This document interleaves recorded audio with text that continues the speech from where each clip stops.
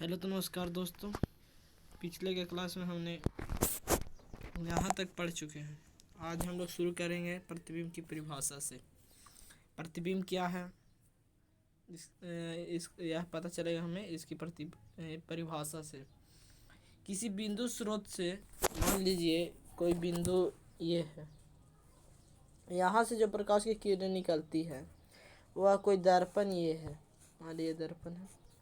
इससे टकराने के बाद जिस बिंदु पर आकर यह मिलेगी उस बिंदु को इस बिंदु स्रोत का प्रतिबिंब कहेंगे। तो परिभाषा इस प्रकार होगा कि किसी बिंदु स्रोत से आते हुए प्रकाश की किरण दर्पण से परावर्तन के बाद जिस बिंदु पर मिलती है उसे उस बिंदु का प्रतिबिंब कहते हैं। देखिए यहाँ क्या लिखा हुआ है परिभाषा में। प्रतिबिंब की परिभाषा, किसी बिंदु स्रोत से, थोड़ा सा गलत लिखा हुआ है, सॉरी, लिख लीजिए, हम बोल दे रहे हैं। किसी बिंदु स्रोत से आती हुई प्रकाश की किरण, किसी बिंदु स्रोत से आती हुई प्रकाश की किरण दर्पण से परावर्तन के बाद, किसी बिंदु स्रोत से आती हुई प्रकाश की किरण दर्पण से परावर्तन के बाद जिस बिंदु पर मिलती है या मिलती हुई प्रतीत होती है, मिलती है या मिलती हुई प्रतीत होती है, उस बिंदु को उस बिंदु स्रोत का प्रतिबिंब कहेंगे। उस बिंदु को उस बिंदु स्रोत का प्रतिबिंब कहेंगे। अगला है प्रतिबिंब। देखिए ये प्रतिबिंब जो बनता है वो टू टाइप का होता है। पहला आभासी प्रतिबिंब और दूसरा वास्तविक प्रतिबिंब। आभासी प्रतिबिंब में वास्तव में ऊर्जा मिलती है, जबकि काल्पनिक प्रतिबिंब में वास्तव में ऊर्जा नहीं मिलती है। वास्तविक प्रतिबिंब को पर्दे पर प्राप्त किया जा सकता है, परंतु काल्पनिक प्रतिबिंब को पर्दे पर प्राप्त नहीं किया जा सकता है। वास्तविक प्रतिबिंब की परिभाषा इस प्रकार होगी, समझिए। किसी बिंदु स्रोत से आती हुई प्रकाश की किरण दर्पण से परावर्तन के बाद जिस बिंदु पर वास्तव में मिलती है, जिस बिंदु पर वास्तव में मिलती है, उस बिंदु को उस बिंदु स्रोत का प्रतिबिंब कहेंगे। और काल्पनिक प्रतिबिंब, किसी बिंदु स्रोत से आती हुई प्रकाश की किरण दर्पण से परावर्तन के बाद जिस बिंदु पर मिलती हुई प्रतीत होती है उसे उस बिंदु का प्रतिबिंब कहेंगे। देखिए क्या लिखा हुआ है।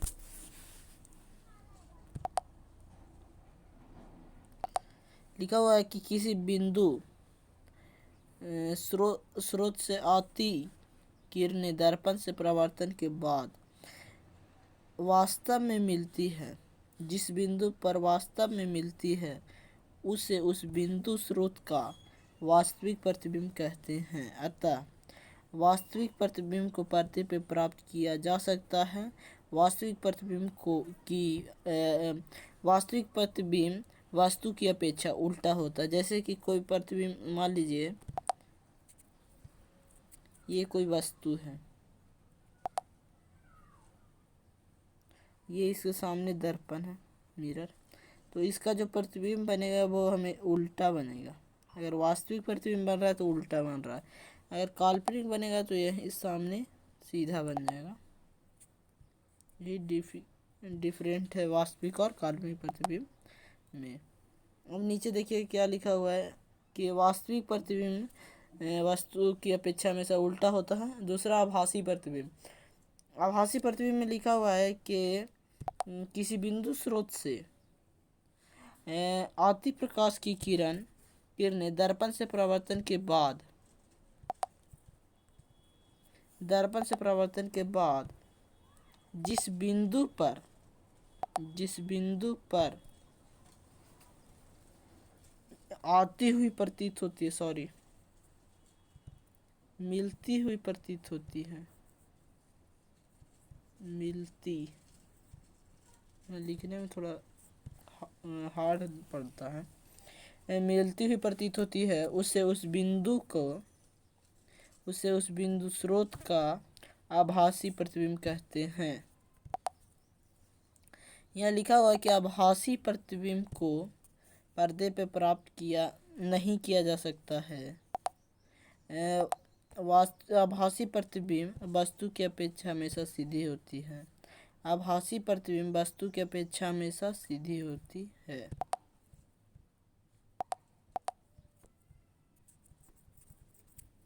आभासी प्रतिबिंब वस्तु की अपेक्षा हमेशा सीधी होती है।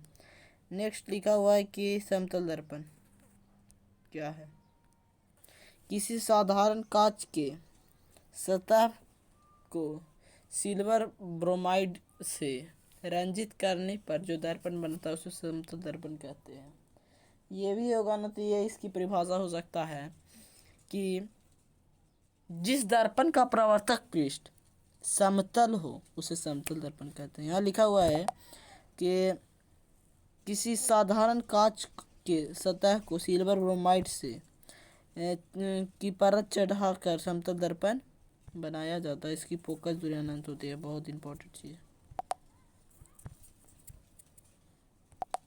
समतल दर्पण की फोकस दूरी इनफाइनाइट VBI। VBI पॉइंट है, इसको थोड़ा सा लिख लीजिए ऑब्जेक्टिव टर्म में। समतल दर्पण की फोकस दूरी अनंत होती है। समतल दर्पण की फोकस दूरी अनंत होती है। नीचे लिखा हुआ है समतल दर्पण द्वारा बनी प्रतिबिंब की विशेषता। यहाँ लिखा हुआ है कि समतल दर्पण से बने प्रतिबिंब की निम्नलिखित विशेषताएं हैं। पहला क्या है, समतल दर्पण ये प्रतिबिंब दर्पण के पीछे बनता है, ये इधर बनेगा। दूसरा लिखा हुआ है कि वस्तु का आकार प्रतिबिंब के आकार के बराबर होता है। फिर लिखा हुआ है प्रतिबिंब वस्तु की अपेक्षा सीधी होती है। प्रतिबिंब वस्तु की अपेक्षा सीधी होती है। आगे प्रतिबिंब पार्श्विक रूप से उल्टा होता है। ये भी बहुत इंपॉर्टेंट पॉइंट है। प्रतिबिंब पार्श्विक रूप से उल्टा होती है। प्रतिबिंब आभासी होती है, अतः इसे पर्दे पर प्राप्त नहीं किया जा सकता। सही बात है।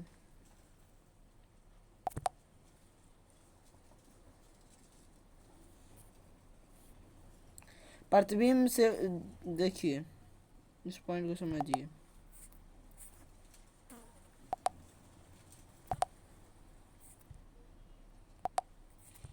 ये कोई दर्पण है, इतनी दूरी पर कोई अगर इतनी दूरी पर अगर कोई वस्तु रखी हुई है तो उसके जितना दूरी ये है उतनी ही दूरी पर इसका प्रतिबिंब बनेगा। यानी वस्तु दूरी बराबर प्रतिबिंब दूरी। जितना दूरी पर वस्तु रहेगा प्रतिबिंब भी उतनी ही दूरी पर बनेगी। अगला लिखा हुआ है दर्पण की परिभाषा।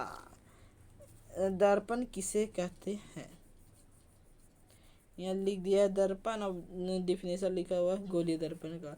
गोलीय दर्पण उस दर्पण को कहते हैं जिसका प्रवर्तक पृष्ठ किसी खोखले गोले का एक भाग होता है। यहाँ लिखो गोलीय,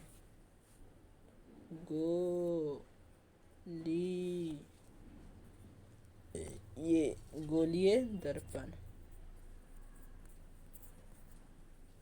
गोलीय दर्पण की परिभाषा।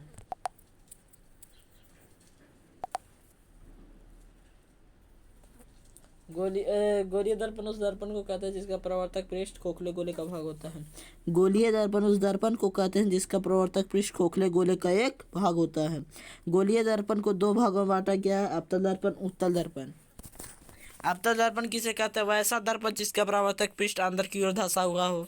अवतल दर्पण उस दर्पण को कहते हैं जिसका गोलीय दर्पण के बाहरी भाग को रंजित कर अवतल दर्पण का निर्माण किया जाता है। उत्तल दर्पण उस दर्पण को कहते हैं जिसका प्रवर्तक पृष्ठ बाहर की ओर उभरा हो। उत्तल दर्पण गोलीय दर्पण के आंतरिक पृष्ठ को रंजित कर बनाया जाता है। यहाँ लिखा हुआ अवतल दर्पण की फोकस दूरी क्या होती है। तो अवतल दर्पण के देखिए, ये कोई गोला, इसको काट दिया, सॉरी, ये कोई गोल है, इसको मैंने काट डाला, ये ऐसे इस भाग को मिटा दिया, सॉरी पूरी मिटाता, तो वो काटा हुआ भाग इस प्रकार बचा। अब इधर की दूरी और इधर की दूरी, फोकस दूरी इसकी इधर होगी, निश्चित रूप से पता, ये गोला इधर है तो भाग इतना ही इसका बचा हुआ, तो फोकस दूरी ये है इसका। फोकस अर्थात केंद्र इसका ये है, केंद्र के आधा दूरी यहाँ होगी तो आधा दूरी यानी कि फोकस दूरी भी इधर ही होगी।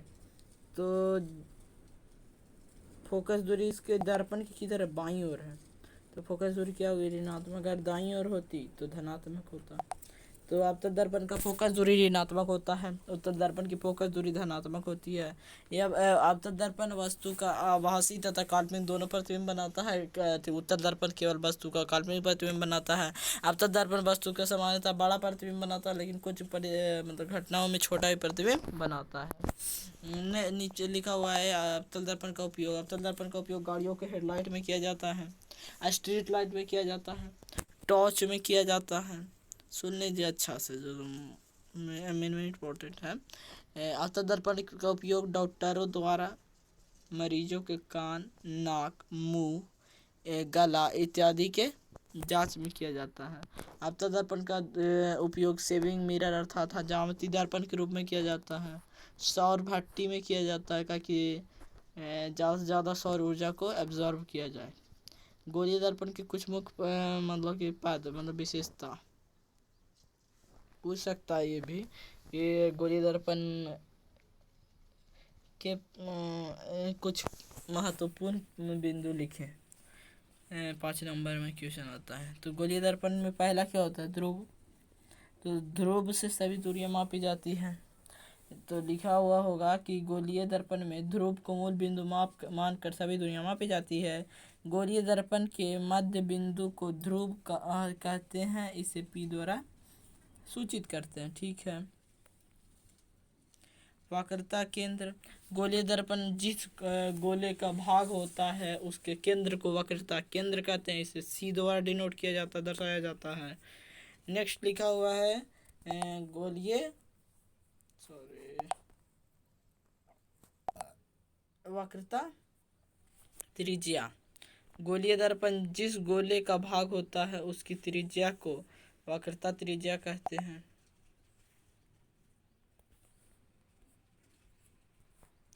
या फिर वक्रता केंद्र तथा ध्रुव के बीच की दूरी को वक्रता त्रिज्या कहते हैं, इसे R द्वारा सूचित करते हैं।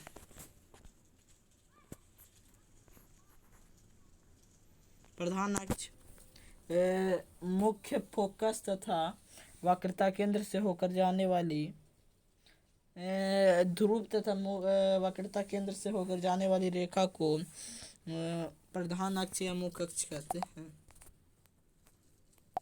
ये यहाँ लिखा हुआ है कि गोलीय दर्पण के ध्रुव से तथा वक्रता केंद्र की ओर जाने वाली रेखा को प्रधान अक्ष या मुख्य अक्ष कहते हैं। मुख्य फोकस, दर्पण से परावर्तन के बाद प्रकाश की किरण जिस बिंदु पर मिलती है या मिलती हुई प्रतीत होती है उसे उस बिंदु का मुख्य फोकस कहते हैं, इसे सामान्यतः F द्वारा सूचित किया जाता है। नेक्स्ट है गोलीय दर्पण की फोकस दूरी। क्या गोलीय दर्पण का F अर्थात फोकस दूरी उसकी वक्रता त्रिज्या अर्थात R का आधा होता है। गोलीय दर्पण की फोकस दूरी उसकी वक्रता त्रिज्या R का आधा होता है, अर्थात F बराबर R/2, अर्थात F बराबर R/2। This is very important point.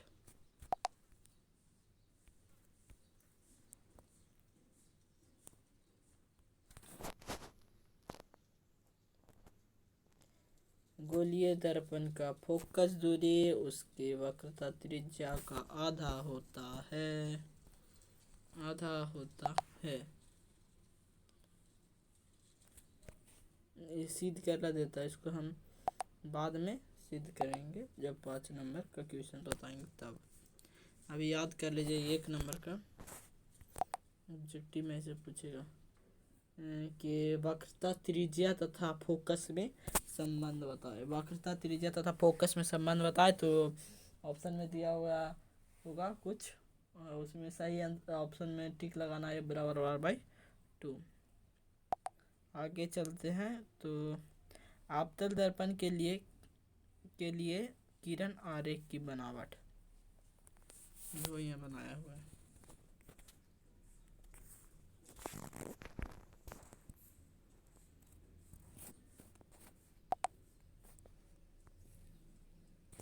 ये अवतल दर्पण है, मान लीजिए आपका।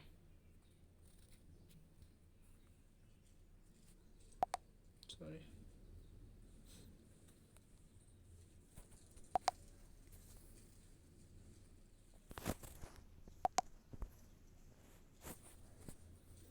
अवतल दर्पण का किरण आरेख देखिए। किरण अगर उसकी सीधा में जाएगा तो वापस उसी माध्यम से चलेगा। अगर प्रधान अक्ष के समांतर जाएगा तो फोकस से गुजरेगा।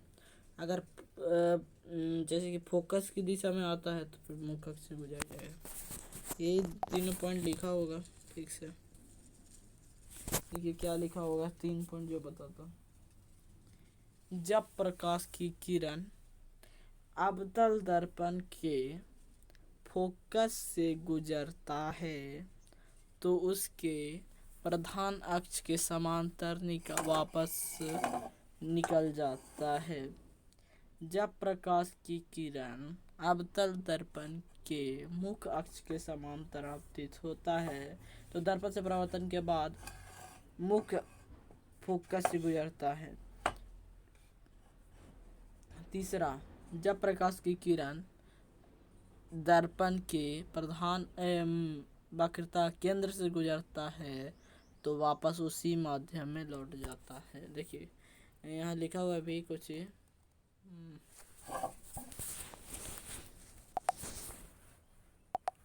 कि कोई किरण अवतल दर्पण के समांतर मुख्य अक्ष के समांतर दर्पण पर आपतित होता है तो दर्पण से परावर्तन के बाद फोकस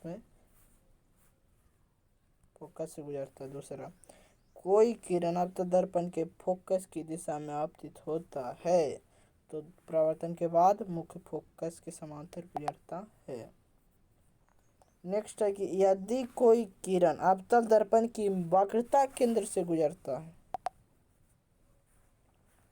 कहाँ से गुजरता है तो वक्रता केंद्र से में आपतित होता है तो दर्पण से परावर्तन के बाद उसी माध्यम में उसी पुनः वक्रता केंद्र की दिशा में उसी पथ पर लौट जाता है।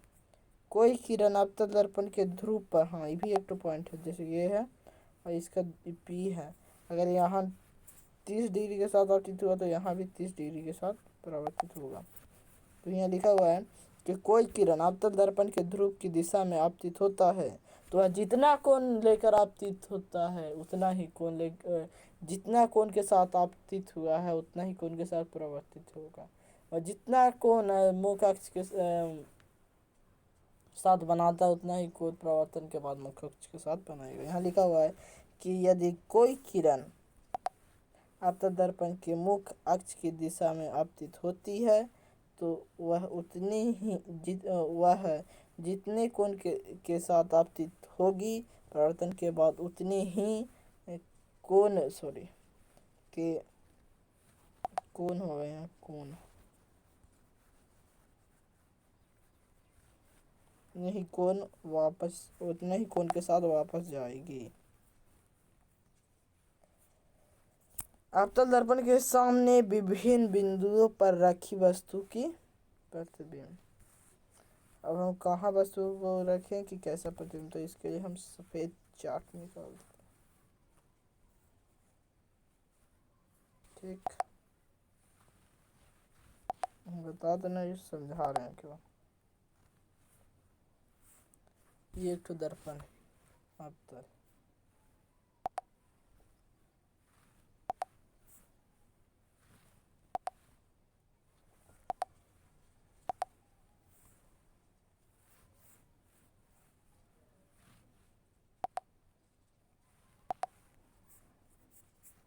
ये तो अवतल दर्पण है। बस अति करा हुआ रंजित,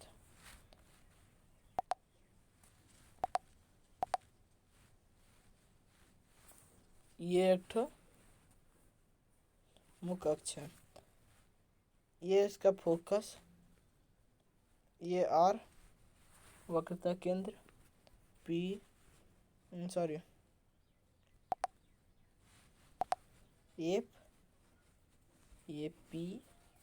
अगर वस्तु यहाँ रखिएगा तो दर्पण के पीछे बनेगा और आभासी बनेगा, आभासी बनेगा। सेकेंड, आभासी बनेगा तो सीधा बनेगा, और सीधा बनेगा तो दर्पण के पीछे बनेगा। एक कंडीशन हो गया। दूसरा कंडीशन, यहाँ रखिएगा तो प्रतिबिंब वास्तविक बनेगा, उल्टा बनेगा और जाके इनफाइनाइट पे, यहाँ इनफाइनाइट पे बनेगा। तीसरा कंडीशन, यहाँ रखिएगा तो प्रतिबिंब वास्तविक बनेगा, उल्टा बनेगा और ये जाकर अनंत और आर के बीच में अर्थात यहाँ बनेगा। तो इनफाइनाइट है हमारा,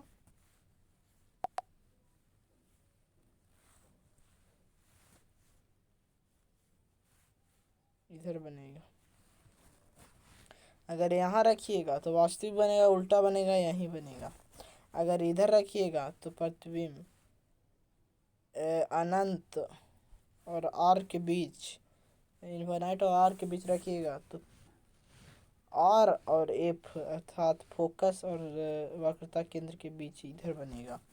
प्रतिबिंब वास्तविक बनेगा, उल्टा बनेगा और क्या छोटा बनेगा। अगर अनंत पे रखिएगा तो यहाँ से आके फोकस पे बनेगा, बहुत छोटा बनेगा और वास्तविक उल्टा बनेगा। हो गया 6 कंडीशन कंप्लीट। अब आगे चलते हैं, जो मैं बताया हूँ देखिए, पॉइंट टू पॉइंट समझा दिया जो मैं बोला उसको। प्रतिबिंब देखो यहाँ पे कहाँ रखा है आगे, ये प्रतिबिंब ध्रुव और फोकस के बीच रखा है। तो इसका देखो एकदम जाके इधर दर्पण के उस साइड बना, आभासी बना है। डॉट डॉट के मतलब आभासी, सीधा बना है जैसे है वैसे बना है, बड़ा बना है और दर्पण के पीछे बना है। दूसरा स्थिति में चलते हैं। दूसरा स्थिति में कहाँ रखा है, सी और एफ के बीच में रखा हम। सी और एफ के बीच में बोलते थे अनंत और फिर सी के अनंत और सी के बीच होएगा। सी अर्थात सेंटर ऑफ कर्वेचर, सी और सॉरी हम आर से डिनोट करें, सॉरी सॉरी सॉरी सी होगा।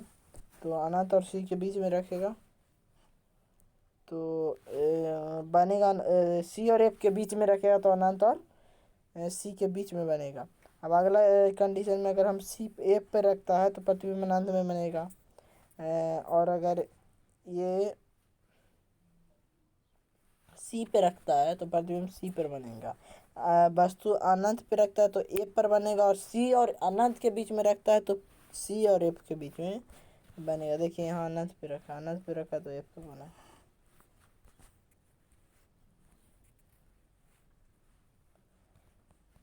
यहाँ अवतल दर्पण वस्तु का वास्तविक एवं आभासी दोनों प्रतिबिंब बनाता है। ये 5 परिस्थितियों में वास्तविक, एक स्थिति में आभासी या काल्पनिक प्रतिबिंब, 5 में वास्तविक, 1 में आभासी या काल्पनिक।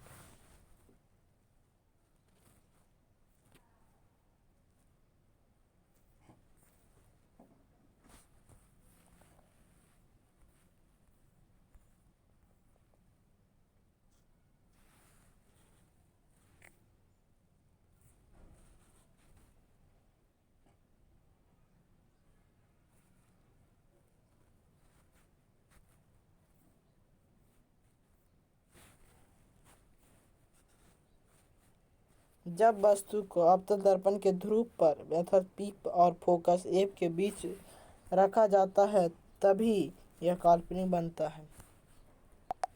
जैसे पी और एफ के बीच में रखिएगा तब भी काल्पनिक बनेगा, ऐसा नहीं, सब जगह वास्तविक बनेगा। यह काल्पनिक बनता है, बाकी सब स्थितियों में वास्तविक बनता है।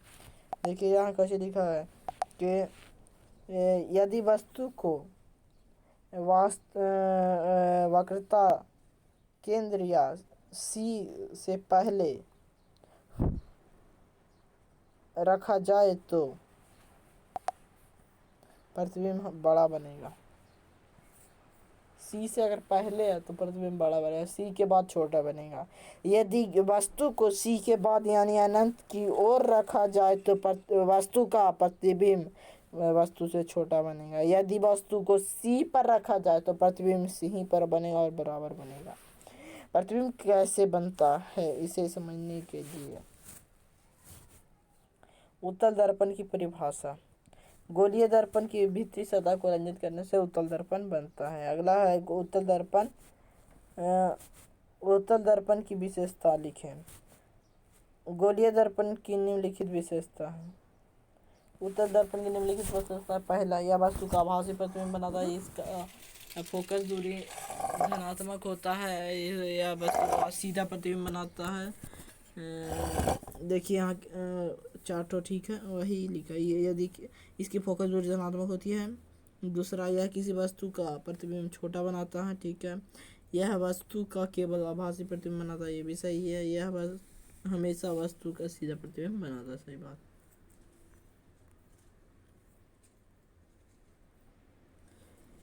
यूज ऑफ कॉन्वेक्स मिरर, उत्तल दर्पण के उपयोग। किसी भी छोटे स्थान में ज़्यादा जगह को देखने के लिए हम उत्तल दर्पण का उपयोग करते हैं। किसी भी छोटे क्षेत्र से बड़ा जगह देखने के लिए उत्तल दर्पण का उपयोग करते हैं। जैसे गाड़ियों की साइड मिरर में इसका उपयोग होता है। उत्तल दर्पण का उपयोग स्ट्रीट लाइट में प्रकाश को फैलाने में होता है। उत्तल दर्पण कैसे प्रतिबिंब बनाता है? यह सदैव किसी वस्तु का प्रतिबिंब सीधा या एवं छोटा प्रतिबिंब बनाता है। ठीक है, नई चिन्ह परिपाटी के अनुसार ध्रुव के सामने और नीचे की दूरी धनात्मक, जबकि ध्रुव के ऊपर पीछे तथा ऊपर की दूरी धनात्मक। अब देखिए क्या ही कहना चाह रहा। ये आपका ध्रुव है, इधर जाइएगा नेगेटिव में, इधर जाइएगा नेगेटिव में, इधर जाइएगा पॉजिटिव में, इधर जाइएगा पॉजिटिव में। समझ गया? अर्थात ध्रुव के बाईं ओर ऋणात्मक, नीचे ऋणात्मक, ऊपर धनात्मक, दाईं ओर धनात्मक। आवर्धन की परिभाषा।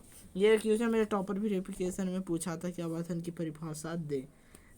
तो मैंने बोला था कि वस्तु की प्रतिबिंब की ऊंचाई तथा वस्तु की ऊंचाई के अनुपात को आवर्धन कहते हैं। क्या? प्रतिबिंब की ऊंचाई तथा वस्तु की ऊंचाई के अनुपात को आवर्धन कहते हैं।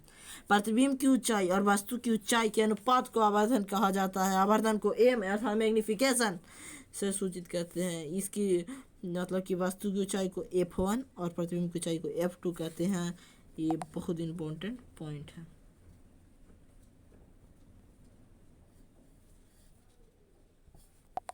नेक्स्ट, गोलीय दर्पण में F द्वारा फोकस को, U द्वारा वस्तु दूरी, V बराबर प्रतिबिंब दूरी। देखिए ये दर्पण सूत्र आज एकदम इम्पोर्टेंट है।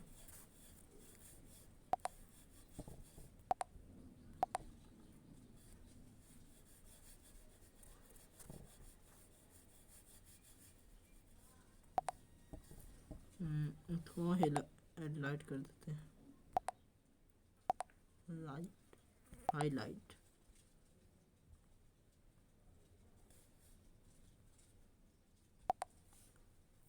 इधर न्यूमेरिकल कुछ है, इसको बना दीजिएगा। कह रहा है कि गोलीय दर्पण की वक्रता त्रिज्या 24 सेंटीमीटर थी, इसकी फोकस दूरी। एक चीज आपको बताया था मैंने, F बराबर R/2। मैं यहाँ R को मिटा देता हूँ। R के वक्रता त्रिज्या अर्थात R बराबर 24।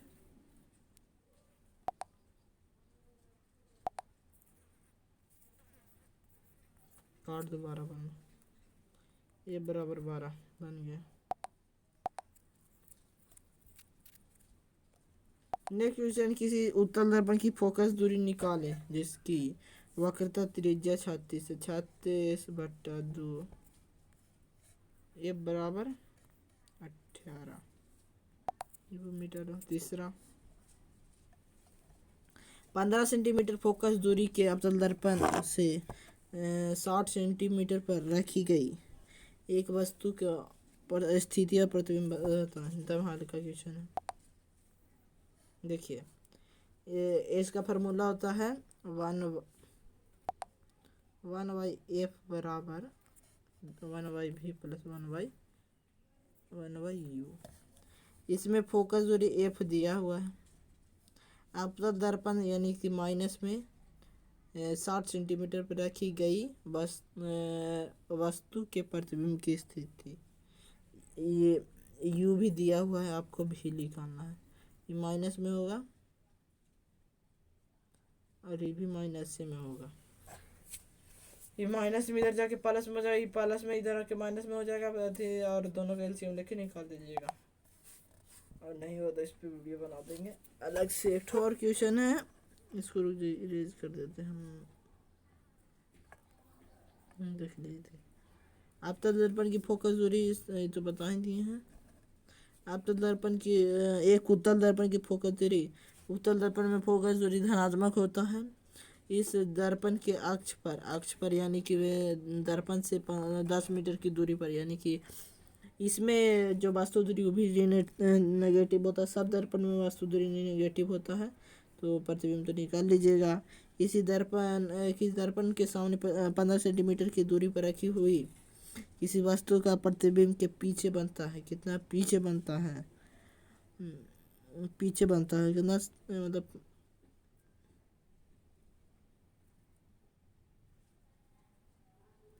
इसमें एफ निकालने कह रहा है, थोड़ा सा इसमें मिस्टेक है मेरे हिसाब से। इसके बाद ऑब्जेक्टिव करा देंगे। अभी के लिए इतना है। चैनल को सब्सक्राइब कीजिए ज़्यादा से ज़्यादा, तो आगे क्लास आपको मिलेंगे, वरना फिर देखिए। जय हिंद, जय भारत।